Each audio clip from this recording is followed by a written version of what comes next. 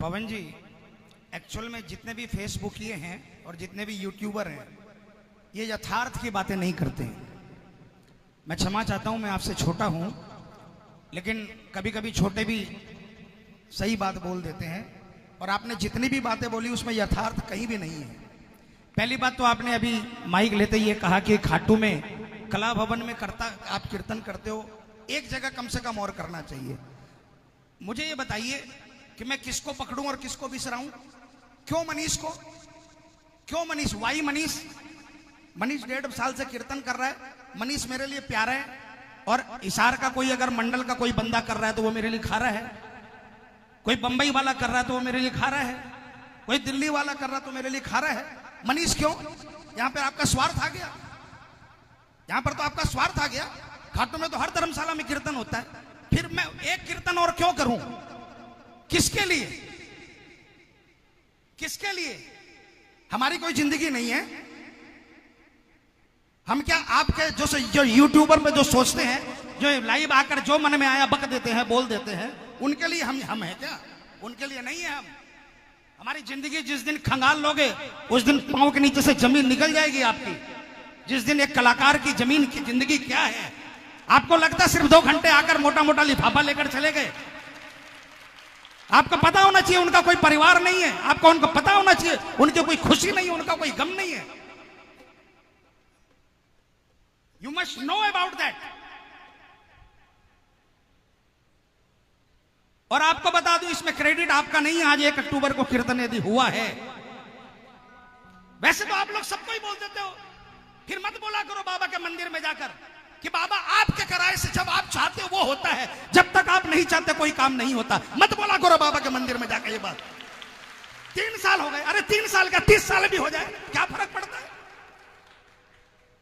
क्या फर्क पड़ता है? 3 साल की जगह 30 साल बाद भी कीर्तन होता तो मैंने कोई कमिटमेंट ये नहीं किया था कि मैं कल आकर कीर्तन करूंगा, और मेरा कमिटमेंट का कोई मकसद भी नहीं था। गला किसी का भी खराब हो सकता है। मैंने कोई पेमेंट तो नहीं लिया ना मंडल से, बता दो मंडल वाले। मैं आया, मैं नहीं गा पाया, मैंने तो कोई पेमेंट नहीं लिया, बल्कि बाप ठाकुर जी के मंदिर में मेरे मन के भाव आए कि मैं एक कीर्तन करने और आऊंगा, मैं एक कीर्तन करने और आऊंगा। मैं नहीं आ सका, मैं मानता हूं देरी हुई है, लेकिन इसमें यह भी तो मान सकते हैं ना कि बाबा की मर्जी है। आज का कीर्तन, आगरा का कीर्तन फाइनल था। कुछ दिन पहले, 10 दिन पहले, जिस दिन मैंने मनीष को फोन करके बोला कि मैं 1 अक्टूबर को आऊंगा, उस दिन कैंसिल हुआ आगरा का कीर्तन। मैंने यहां पे टेक दिया, आगरा बोल दिया, बाबा की मर्जी थी। दूसरी बात, फेसबुक पर बोलने से पहले आप समझिए कि आपके कारण किसी की तकलीफ हो सकती है, किसी को नुकसान हो सकता है। आपने ये तो फेसबुक पर आकर दोबारा कह दिया कि 1 घंटे बात हुई, लेकिन 1 घंटे क्या बात हुई वो आपने पब्लिक को नहीं बताया। वो आपने पब्लिक को नहीं बताया, क्योंकि वो बताने से आपको समझ में आता कि उसके अंदर में मेरी हल्काई हो सकती है। वो आपने नहीं बताया, ताकि लोगों को ये लगे कि संजय मित्तल माफी मांगने के लिए आपके पास फोन किया था। नहीं, मैंने कोई गलत नहीं किया, मैं कोई गलत नहीं किया तो मैं कोई माफी भी नहीं मांगूंगा। किस चीज की माफी? गजेश सिंह जी मेरे गुरुजी नहीं थे। आप बार बार इस चीज को दोहराते हो। पहले भी आपने लाइव में आकर कहा, अभी भी आपको यहां पर आकर ये कहने का क्या मतलब था? जो बातें आपने करी, 11 रुपये और 21 रुपये, इस कीर्तन से गजेश सिंह जी का क्या मतलब है? एक गए हुए आदमी को आप जबरदस्ती उखाड़ रहे हो। गजेश सिंह जी मेरे गुरुजी नहीं थे, और ना मैं गजेश सिंह जी के पास कभी भजन मांगने गया। दरबार में कहता हूं मैं, गलत बातों को मत बताया कीजिए लोगों को, और आगे आप अगर बताएं तो आपकी मर्जी है, मुझे कोई फर्क भी नहीं पड़ता। मैंने गजेश सिंह जी को बोला था, आप मुझे भजन मत भेजा कीजिए। आपके जो क्या नाम है, खासम खास है पवन जी, वो लोगों को ये बात बोलते फिरते हैं। उन्होंने कहा यार उसकी बात का भरोसा मत किया कर। मैं एक सम्मान करता हूं उनका, लंबी उम्र है। आपने फेसबुक पे बोल दिया कि संजय मित्तल ने अनाउंसमेंट किया था कि मैं अस्पताल बनाऊंगा।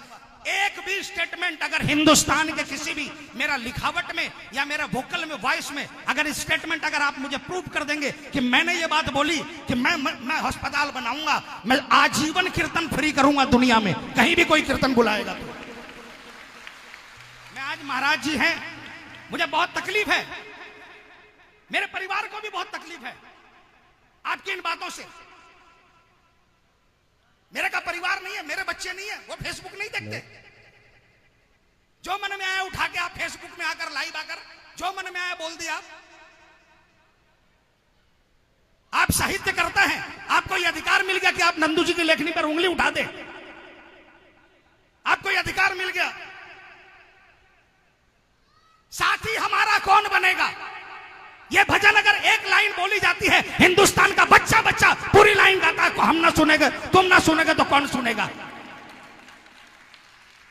कौन से संत महात्मा बताते हैं कि भगवान का नाम लेने से पहले आप अलंकार देखिए, आप व्याकरण देखिए, आपका भाव होना चाहिए, भाव। आप बरगलाइए मत, आप भक्तों को दूर कर रहे हैं। आप जो सीधे सीधे भजन गाने वाले हैं उनको दूर कर रहे हैं। आप अपना साहित्य अपने पास रखिए।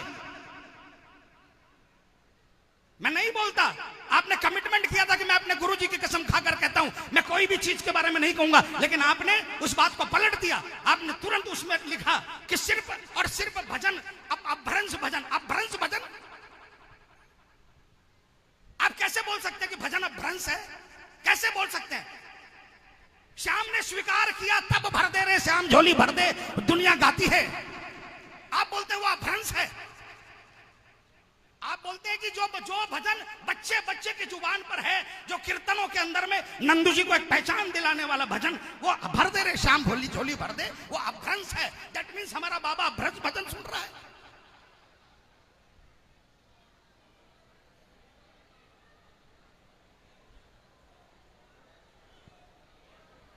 हेलो, आपने हर राइटर की बगिया उगेड़ी। आपकी नजर में कोई राइटर ही राइटर नहीं है, तो आपके लिखे भजन कितने लोग गा रहे हैं बता दीजिए ना। मैं सभी श्याम कीर्तन के अंदर में गंदगी मत कीजिए।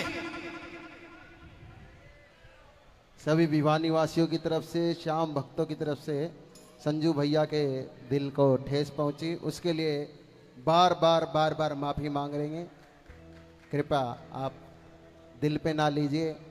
कुछ ऐसे होते हैं। कलाकार को आप क्या समझते हो? भिखमंगा समझते हो क्या?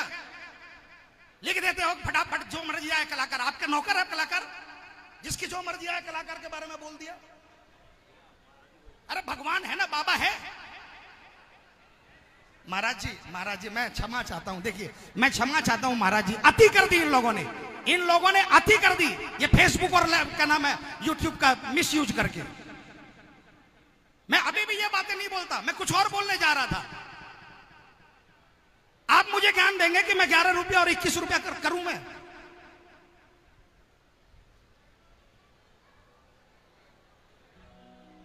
क्षमा चाहता हूं मैं। देखिए आप अगर मुझे जानते होंगे तो मैंने कभी भी कीर्तन के अंदर में, इतने वर्षों के अंदर में आपने देखा है, मैंने कभी भी कीर्तन के अंदर में गरिमा नहीं तोड़ी है। लेकिन आज आपने मुझे चकनाचूर किया, उसलिए मुझे मजबूर किया आपने।